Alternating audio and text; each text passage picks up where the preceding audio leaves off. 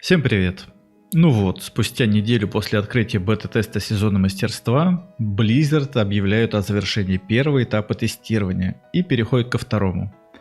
Напомню, в первом этапе было ограничение прокачки до 30 уровня, а количество опыта за выполнение заданий увеличено на 25%. Не густо, относительно анонсированных ранее нововведений. Но, как стало понятно, все новые фишечки будут добавляться постепенно. И вот, к 14 октября команда разработчиков подводит итоги начала теста, благодарит игроков, помогавших в выявлении ошибок, и анонсирует старт нового этапа, в котором добавлены некоторые новые пункты. На этот раз опыт за задание увеличен аж на 40%. Ну да, конечно, это многовато, но это только на первый взгляд. Я скажу вам так, в WoW Classic, как ни крути, львиную долю экспа все же давал гринд, а не квесты. И что 25%, что 40%, по сути так же мало. Как завершал я стартовую локацию 5 уровнем, так и завершаю ее тем же 5 уровнем. Да, на первый взгляд можно подумать, что ап экспа до 40% обусловлено пока что необходимостью для быстрого развития потенциальных тестеров, чтобы они не засиживались на лоу и пошустрее продвигались к максимальным уровням, и на релизе скорость вернется к своим 25%. Но мне кажется, что это не связано с тестом. Вполне может оказаться так, что это изменение постоянное. Поскольку ап именно квестов на 25%, ну это ни о чем. Для такого громкого заявления о том, что мы значительно ускорим прокачку. Да и к тому же, если бы стояла задача ускорить прокачку для тестеров, то изменения коснулись бы не только квестов. Налицо идет работа над передбалансировкой опыта за задание, поскольку видно, что этот аспект еще достаточно слабоват относительно гринда. Для тех же самых магов по-прежнему самым эффективным способом прокачки остается AOE гринд. И Blizzard сейчас в замешательстве. А сколько давать бонус к XP, чтобы мотивировать игроков выполнять задания? Я могу сказать, что и 40% может оказаться мало. И цифра может увеличиться там, на 50, даже на 100. В конце концов, одна из задач теста — выявить эту золотую середину, чтобы дать и весомый бонус для ускорения, и не переборщить. Потому что очень быстрая прокачка также создаст определенный ряд проблем. Это и невыученные скиллы из-за недостатка голды на их изучение, и невозможность найти группу на завершающие элитные квесты, потому что народ уже к тому времени, как они могут стать доступны, вырастают по уровню так, что им гораздо выгоднее уходить в более высокоуровневые локации. Но, как я уже сказал, такой проблемы нет, поскольку геймдизайн прокачки подразумевает активно перемещаться по миру. Не получится в классике комфортно качаться в одной зоне. Рано или поздно вы упретесь в красные квесты, и вам нужно будет на какое-то время уйти в другую локу, а после достижения необходимого уровня вернуться для завершения цепочки заданий. Но может статься так, что с увеличенным опытом на квесты станет значительно выгоднее прокачка в больших группах. Примерно от 3 игроков, когда штраф по опыту за гринд мобов не так сильно ощущается, если он компенсируется апнутым опытом за квесты. И на передний план может выйти именно скорость выполнения заданий. Вообще бы я хотел, чтобы Blizzard отнеслись к опыту за квесты более детализированно. Не вот как сейчас на тесте, тупо выкрутив 40% бонуса на все квесты, а подошли к большинству квестов индивидуально. Мне кажется, что опыт за задание должен исходить из того, сколько в среднем игрок тратит времени на выполнение конкретного задания. Есть квесты, которые по затратности и масштабности не оправдывают полученные награды. Взять хотя бы тот же сбор страниц в Тернистой долине. Геморроя с этим заданием достаточно, а выхлопа не очень, примерно 4000 XP, там чуть больше. Немного зеленки и расходки.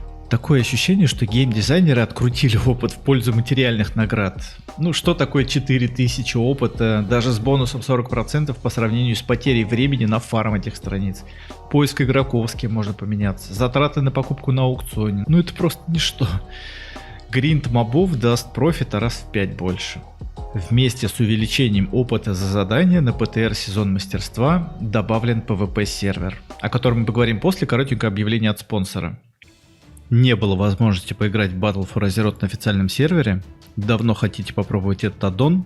Тогда это новость для вас. На проекте WoW Circle 23 октября в 19:00 по Москве открывается новый сервер дополнений Battle for Azeroth с рейтами X11. Вас ждет постепенное открытие контента, начиная с патча 8.0. Большая, отдельная и независимая команда разработчиков, которой удалось реализовать максимально стабильное и работоспособное ядро. Интересные модификации, не влияющие на игровой процесс. Сейчас сервер БФА доступен в формате открытого бета-тестирования, где каждый желающий может зайти и ознакомиться с работоспособностью еще до старта. И само собой к релизу еще многое будет исправлено. А релиз, я напомню, состоится 23 октября. Более подробная информация и регистрация доступны по ссылке в описании. Итак, до начала второго этапа тестирования сезона мастерства существовал только PvE сервер. Blizzard добавили еще и PvP, который лишний раз доказал, что позднее открытие серверов — это плохая идея. Несмотря на то, что PvP сервера у игроков пользуются большой популярностью, не все ринулись на новый реалм. Первый ПТР со статусом PvE по статистике так и остался самым населенным. Приходящие новые игроки также при наличии PvP сервера идут на PvE. И дело тут даже не в том, что они боятся PvP, а дело скорее в онлайне. Народ чисто интуитивно идет туда, где больше народу. Неважно, какие условия созданы на реалме. Признаться, я немного ожидал той движухи, которая была на тестировании классики в 2019, когда устраивались массовые ивенты, блогеры устраивали PvP-турниры, ну или просто ганкали друг друга, при том, что тогда народу на тесте было заметно меньше. Если вы помните, приглашения на бету выдавались только избранным, но в этот раз бета открытая, и тем не менее на PvP мире пустовато. Я замечал в чате PvE сервера недоуменные вопросы, почему народ не идет на PvP. На самом деле ответ прост. Статус сервера не важен. Важен лишь онлайн и социалка. Там, где больше движухи, там и интересней. И у меня такой же вопрос. Почему вы смотрите это видео и еще не подписались на канал? Ведь именно здесь вы найдете актуальную и достоверную информацию, что происходит в мире World of Warcraft Classic. А также тонну развлекательного контента и стримов. Просто нажмите эту красную кнопочку и колокольчик и почувствуйте, как ваша жизнь, ну и моя, наверное, стала чуточку лучше. А я буду вам безмерно благодарен и продолжу радовать новыми видео. Спасибо большое. На заселенном серваке легче найти группу в подземелье. Короче, очереди на БГ. И именно там проходят ивенты хардкор прокачку, который у зарубежного сообщества очень популярен. Неизвестно, сколько времени продлится тест. Судя по тому, как быстро прошел первый этап, очень мало. Может быть 2-3 недели. Игрокам не хочется тратить это время на очередную прокачку и упустить часть нового контента, который Blizzard, возможно, покажут. Но тем не менее заметил на PvP мире 43-го ханта, успевшего апнуться за сутки. 43 уровня за сутки. Как вы считаете, это быстро или не очень? Возможно, чувак тренируется врываться, получать первого 60-го в мире. Мне очень хочется, чтобы Blizzard сделали для себя какие-то выводы и не открывали сервера по очереди. Они должны понять, что самый первый сервер при последовательном открытии других миров так или иначе останется единственным сервером. И уроки прошлого опыта не заставят игроков идти на новые миры. Никакие бесплатные трансферы и обещания не мотивируют игроков повестись на условия более комфортной игры. Мы уже понимаем, что при спаде хайпа все эти миры окажутся пустыми. Как я говорил ранее, если открывать несколько миров, то открывать их сразу, а впоследствии объединять. Это единственный разумный подход, позволяющий равномерно распределить игроков и избежать лагов. Вот действительно не понимаю, почему Близы так негативно относятся к процессу объединения серверов. Просто взгляните на бету. Это даже не прогресс-сервер. Видно же, что по большей части высокий онлайн на ПТР обусловлен именно тем, что он единственный на весь мир. Людей не размазывает по сотням пустых локальных серверов, а концентрирует на одном общем. Даже несмотря на высокий пинг американского мира, игра на нем все равно выглядит более привлекательной, чем на своей языковой зоне. Ища ответ на вопрос, как повысить привлекательность серверов вечной классики, ответ всегда лежал перед носом. Онлайн. Игрокам мало интересны изменения механики. Им по большему счету не важна даже стоимость подписки или какие-то награды за игру. Им хочется ощущения живого мира.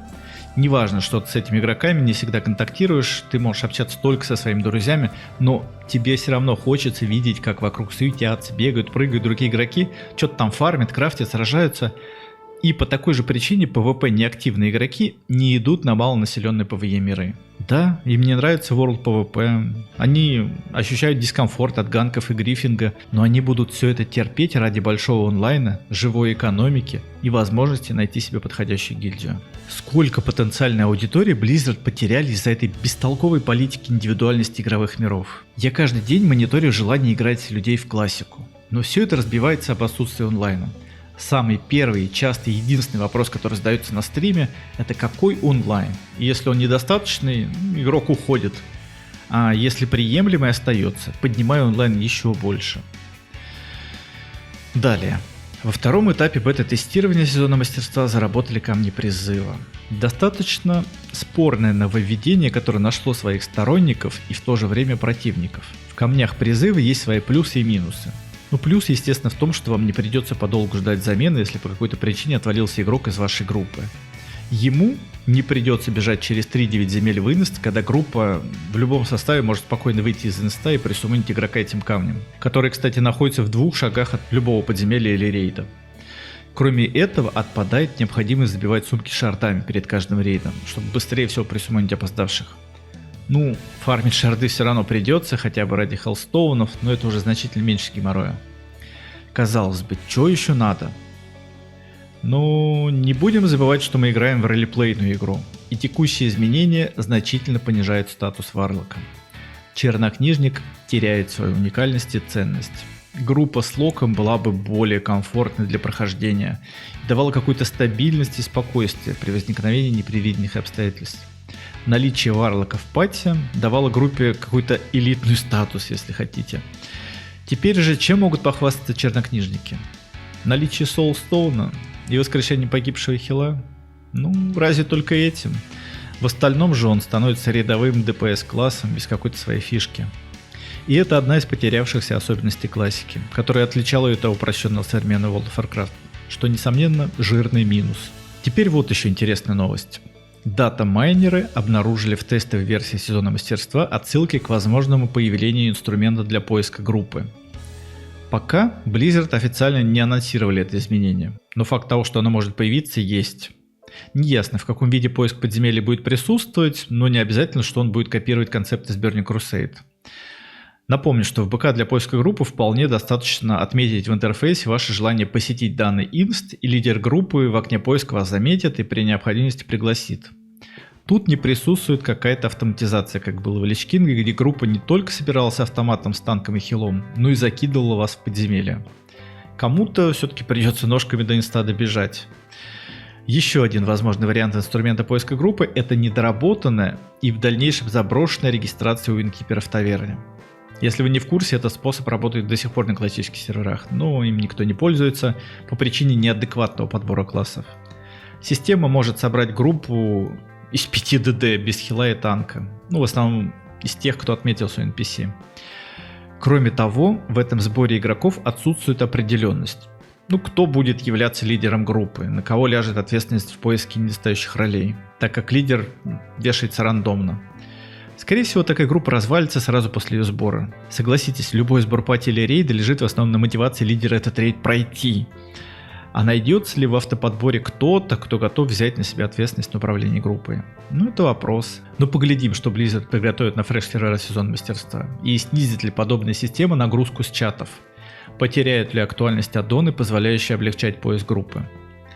На БК ощутимых изменений я не заметил. Спам в чате по-прежнему присутствует, народ по старинке собирает пати, заспамливая все возможные каналы.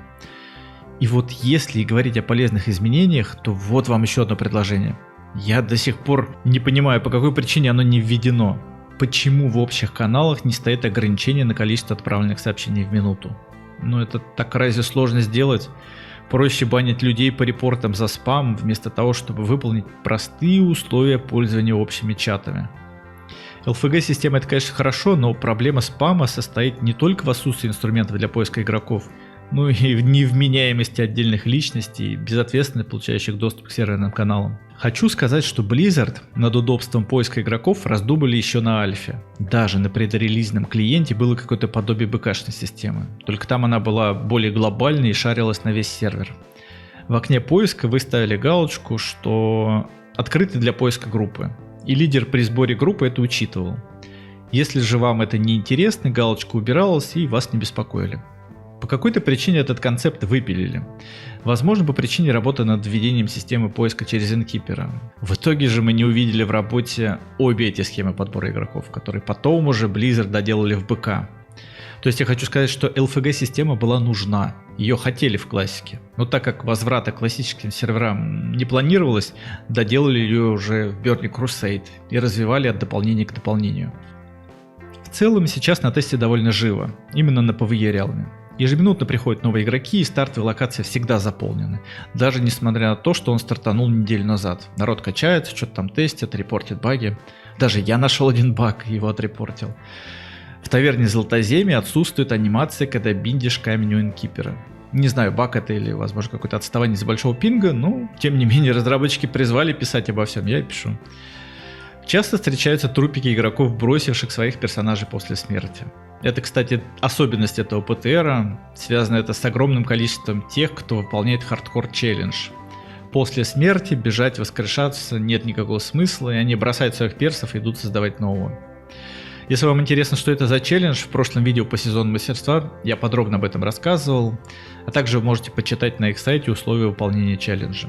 Конкретно на PvE сервере присутствует гильдия Хардкор, куда вы можете вступить и который вам сочувственно выразит сожаление, когда вы сдохнете где-нибудь там в пещере на высоком уровне. Также, если вы хотите сейчас поиграть на PTR классике, будьте готовы к частым перезапускам сервера. Разработчики постоянно что-то там фиксят, добавляют, убирают. Непонятно что, но видно, что работа ведется. Каждый перезапуск сервера сопровождается массами рофлами. Что уже сейчас добавит Blizzard? Новый инст или донат-шоп? Игроки разбиваются по гильдиям, собираются новые составы. Да, конечно, по завершению тестирования сервер закроется, ваш прогресс пропадет, но тем не менее новые знакомые останутся где-то там в дискордах. Вполне возможно, вы захотите залететь с ними в будущем, на уже открытии фреш-серверов сезона мастерства. Русскоязычные тоже есть. Мне вот на глаза попалась гильдия из России с любовью. И наверняка она не одна такая. Мой старый квести на новом клиенте не работал. Приходилось выполнять задания по памяти. И даже знаете что?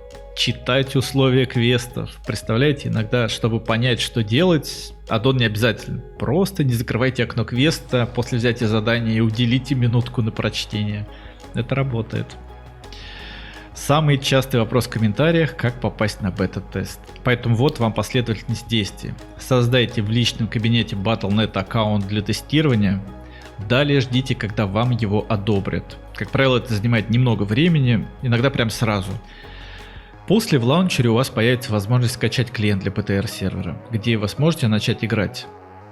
И отвечая на еще один популярный вопрос, нет. Прогресс не сохранится. По завершению теста сервер закроется вместе с вашими персонажами, и откроется ли когда-нибудь неизвестно. Если откроется, то уж без ваших персонажей. Что же, буду по-прежнему следить за новостями предстоящего открытия фреш-серверов сезона мастерства и делиться ими с вами. Поэтому не забывайте подписываться на канал, и большая благодарность тем, кто поддерживает видео лайками и комментариями. Это очень помогает. Спасибо вам большое. Удачи!